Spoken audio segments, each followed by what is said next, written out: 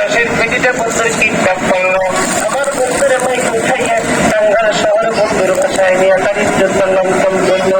College থেকে university থেকে ফিরে এসে বাসার মধ্যে বালিশের সাথে মুখ লাগাবে, যে শিশু বাচ্চার মধ্যে ডুবরে ডুবরে কান্দবে। বাবা গাড়িটা বাড়ির ভিতরে ক্লোজ করে কতক্ষণ ঘরের মধ্যে ঢুকে দেখা একমাত্র কান্না কান্দে। বাবা ডায়াবেটির মাথার মধ্যে হাত বুলায় দেয়, বাবার মারতে হয়তো টাকা পয়সা স্বাভাবিকভাবে দিতে পারি না।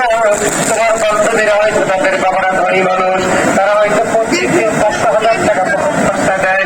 আমি তোমার তো 50 টাকা না হলে এই মাসে হয়তো টাকার অভাবে তুমি কান্দি করে নাও না। বাবা টাকার জন্য কান্দি না, কি হয়েছে বেটি বলে না, বাবার বন্ধুদের সাথে না, বাবার দেখি বলে না এক বন্ধু বেটি বাবাকে তারা করে দেখতে পারা খুবই।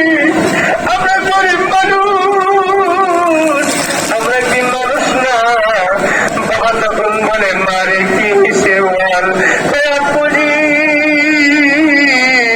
আমাকে যদি বিবাহের বন্ধন আমন্ত্রণ করেন, আমি যদি আমার স্বামীর বাসর ঘরে যাই, আমি কোন সম্পদ নিয়ে আমি স্বামীর কাছে যাব? আমার আমানতের খেয়ালত হয়ে গেছে আব্বু।